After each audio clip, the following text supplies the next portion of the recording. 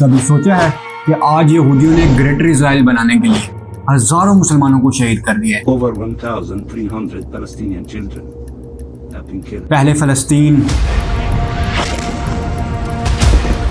اب ایران۔ رپورٹس کے مطابق جب سے اسرائیل بنا ہے تب سے لے کر آج تک یہودیوں کے ہاتھوں تقریباً 2 لاکھ سے زیادہ مسلمان شہید ہو چکے ہیں۔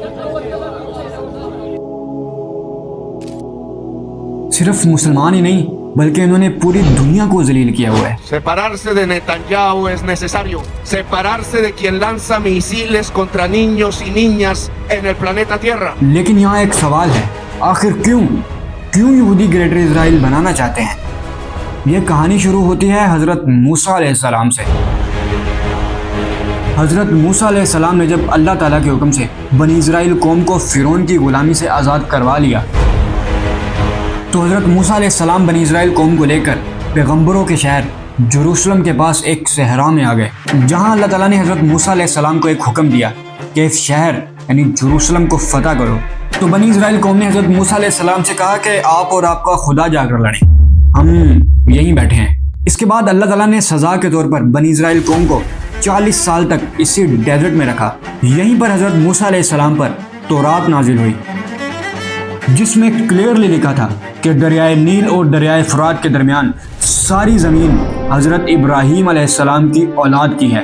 بٹ ویٹ، یہ بات تو تورات میں لکھی ہے، حضرت ابراہیم علیہ السلام تو اس سے بہت عرصہ پہلے ہی اس دنیا سے چلے گئے تھے۔ لیکن یہاں ایک اور مسئلہ ہے، اس سے بہت سال پہلے حضرت ابراہیم علیہ السلام بیبلون یعنی آج کے عراق میں پیدا ہوئے۔ اس وقت یہاں ایک بہت ہی ظالم بادشاہ نمرود کی حکومت تھی۔ جب حضرت ابراہیم علیہ السلام نے نمرود کے بتوں کو توڑا تو اس نے حضرت ابراہیم علیہ السلام کو آگ میں ڈالنے کی کوشش کی۔ یہ واقعہ ہم بچپن سے سنتے آ رہے ہیں۔ حضرت ابراہیم علیہ السلام اللہ تعالیٰ کے حکم سے آگ سے تو بچ گئے، لیکن اب انہوں نے یہاں سے جانے کا فیصلہ کیا۔ حضرت ابراہیم علیہ السلام بیبلون عراق کو چھوڑ کر کنعان آج کے فلسطین میں آ گئے۔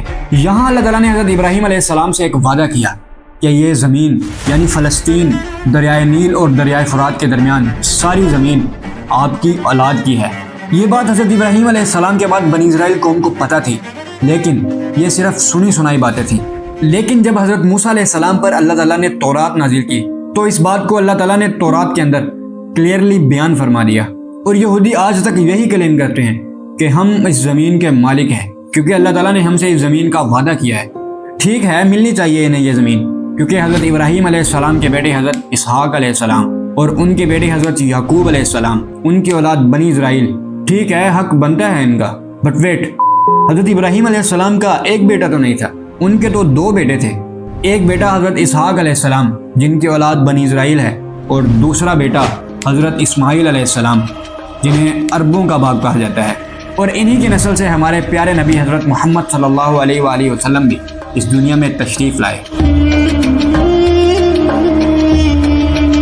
اب یہ بات یہودیوں کو بھی پتہ ہے کہ حضرت ابراہیم علیہ السلام کا ایک بیٹا نہیں تھا بلکہ 2 بیٹے تھے، اور اصولاً اگر دیکھا جائے تو اس زمین پر جتنا حق بنی اسرائیل قوم کا ہے اتنا ہی حق حضرت اسماعیل علیہ السلام کی اولاد کا بھی ہے۔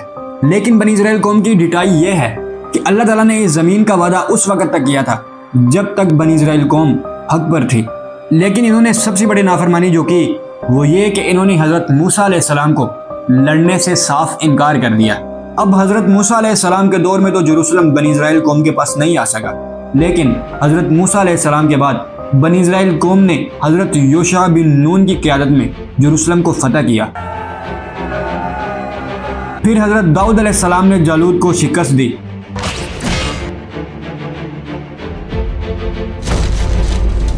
اور باقی کا حصہ جو بچا تھا وہ بھی فتح کر لیا۔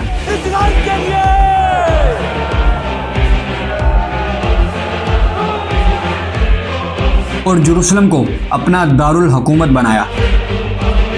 پھر حضرت سلیمان علیہ السلام نے یہاں پہلی بار ایک عبادت گاہ، ایک بہت بڑی بلڈنگ ہیکل سلیمانی تعمیر کروایا۔ اگلے 350 سال تک یہودی جروسلم میں آباد رہے، لیکن اب یہودیوں کی نافرمانیاں حد سے بڑھ چکی تھیں، اور 350 سال کے بعد بیبلون میں ایک بہت ہی ظالم بادشاہ آیا बख्त नसर। बख्त नसर ने जेरूसलम पर हमला करके हजारों यहूदियों को मारकर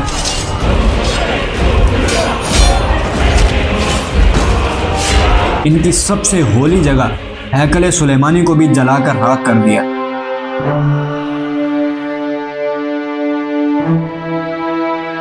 और हजारों यहूदियों को गुलाम बनाकर अपने शहर बेबीलोन ले गया। इसी जंग में ताबूत सकीना भी कहीं गायब हो गया और आज तक नहीं मिला। अगले 70 साल तक यहूदी बेबीलोन में गुलाम रहे। 70 साल के बाद एक बहुत ही नेक बादशाह किंग साइरस ने बेबीलोन पर हमला करके बेबीलोनियन अंपायर को फतह कर लिया और एक नई अंपायर पर्शियन अंपायर की बुनियाद रखी। इन्हें आज बहुत से मुस्लिम स्कॉलर्स जुल्करनैन भी समझते हैं, लेकिन ये सिर्फ अंदाजे हैं। इन्होंने यहूदियों को आज़ाद करके इन्हें अपने शहर जेरूसलम में वापस जाने की इजाज़त दी और हैकल सुलेमानी को भी दोबारा तमीर करने का हुक्म दिया, जिसे सेकंड टेम्पल कहा जाता है। अगले 600 साल तक यहूदी फिर जेरूसलम में आबाद रहे, जहां इन्होंने अल्लाह ताला की बहुत बड़ी बड़ी नाफरमानियां की, जिनमें एक ये कि इन्होंने रोमन्स के साथ मिलकर हज़रत ईसा अलैहिस्सलाम को मारने की कोशिश की। हज़रत ईसा अलैहिस्सलाम तो इनकी इस घटिया चालों से बच गए, लेकिन इसके कुछ ही अरसे बाद रोमन एम्पायर ने जेरूसलम पर एक बहुत ही खतरनाक किस्म का हमला किया, जिसमें रोमन्स ने हजारों यहूदियों को मारकर इनका सेकंड टेम्पल भी तबाह कर दिया।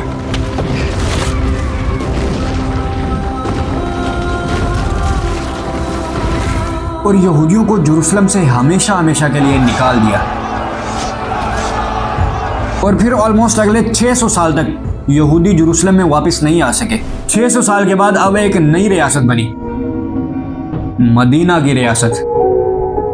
हजरत उमर रजी अल्लाह तआला अन्हु ने बगैर किसी खून खराबे के जेरूसलम को फतह कर लिया। अब पहली बार ये शहर हजरत इसहाक अलैहिस्सलाम की नस्ल से निकलकर हजरत इस्माइल अलैहिस्सलाम की नस्ल के पास आ गया। जब क्रिश्चियन ने बगैर किसी खून खराबे के जेरूसलम को मुसलमानों के हवाले कर दिया, तो उन्होंने हजरत उमर रजी अल्लाह तआला अन्हु के सामने एक ही शर्त रखी कि यहूदियों को किसी भी सूरत इस शहर में आने नहीं दिया जाएगा, जिसे हजरत उमर ने मानने से इनकार कर दिया। और 600 साल के बाद यहूदियों को फिर से जेरूसलम में आने की इजाज़त मिली। सिर्फ आने की इजाज़त, ना तो वो यहाँ रह सकते थे और ना ही वो यहाँ की कोई ज़मीन खरीद सकते थे। अगले 500 साल तक मुसलमान और यहूदी जेरूसलम में बिल्कुल अमन के साथ रहे। 500 साल के बाद क्रिश्चियंस का एक नया पोप आया, जिसने क्रिश्चियंस को भड़काना शुरू किया कि जेरूसलम हम क्रिश्चियंस का है। इसकी इन्हीं घटिया बातों में आकर क्रिश्चियंस ने जेरूसलम पर हमला कर दिया। इन्होंने यहाँ हजारों मुसलमानों को शहीद किया।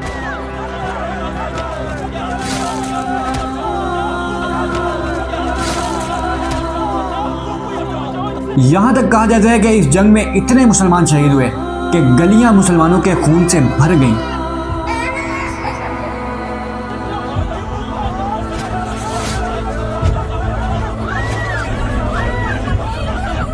इस वक्त मुसलमान आपस की जंगों में इतना मसरूफ थे कि क्रिश्चियन ने आसानी से जेरूसलम पर कब्जा कर लिया। सिर्फ मुसलमान ही नहीं, बल्कि इन्होंने यहूदियों को भी चुन चुन कर कत्ल किया,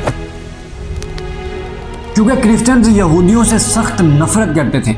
यहूदियों ने कई साल पहले इनके खुदा जीसस को मारने की कोशिश की थी। कहा जाता है कि यहूदी डर के मारे अपनी इबादत गाहों में छुप गए, लेकिन क्रिश्चियंस ने इनको आग लगा दी और बच्चों और बुजुर्गों समेत सब कुछ जलाकर राख कर दिया।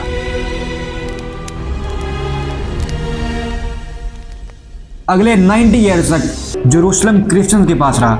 90 साल के बाद सुल्तान सलाहुद्दीन अयूबी ने इसे दोबारा फतह किया।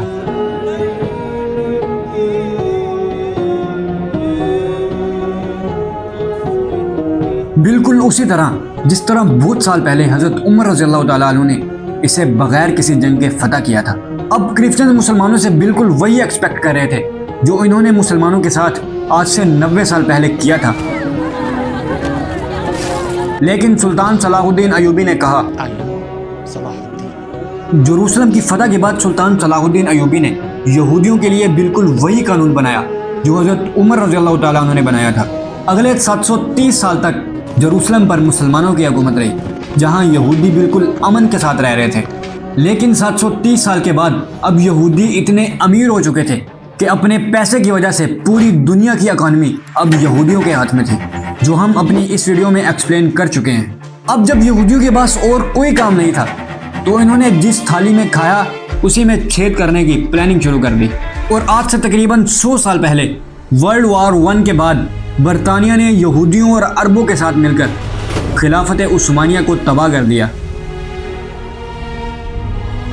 اور مسلمانوں کے ہاتھوں سے پھر سے یہ شہر نکل گیا، اور آج تک مسلمان اسے دوبارہ واپس نہیں لے سکے۔ پچھلی دفعہ جب جروسلم مسلمانوں کے ہاتھوں سے نکلا تھا تو آلموسٹ 90 سال کے بعد مسلمانوں نے اسے واپس لے لیا تھا، لیکن اس بار ایسا بہت مشکل نظر آ رہا ہے۔ اس ساری ہسٹری میں ایک بات نوٹس کی کہ جب بھی کسی نے جروسلم پر حملہ کیا تو اس نے اسے بالکل تباہ و برباد کر دیا سوائے مسلمانوں کے۔ اور دوسری بات کہ پچھلی دفعہ جب جروسلم مسلمانوں کے ہاتھوں سے نکلا تھا تو اس کے پیچھے کہیں نہ کہیں مسلمانوں کا ہی قصور تھا، اور اس دفعہ جب فلسطین یہودیوں کے ہاتھوں میں گیا ہے تو اس کے پیچھے بھی کہیں نہ کہیں ہمارے مسلمانوں کی ہی مہربانی ہے، جو ہم اپنی اس ویڈیو میں فل ڈیٹیل کے ساتھ ایکسپلین کر چکے ہیں۔ یہ لڑائی آج کی نہیں ہے، بلکہ پچھلے 3000 سال سے اس زمین کی لڑائی چل رہی ہے، اور آج یہ ساری لڑائی دجال اور کرسچنز کی اس کتاب کے مطابق حضرت عیسیٰ علیہ السلام کو لانے کی تیاری میں ہو رہی ہے۔ کرسچنز کی اس کتاب میں کلیئرلی لکھا ہے کہ اے میرے کرسچن بھائیوں، بہت جلد دنیا میں جیزس واپس آنے والے ہیں، اور جیزس تبھی واپس آئیں گے جب فلسطین کے اندر یہودیوں کا اپنا الگ ملک ہوگا۔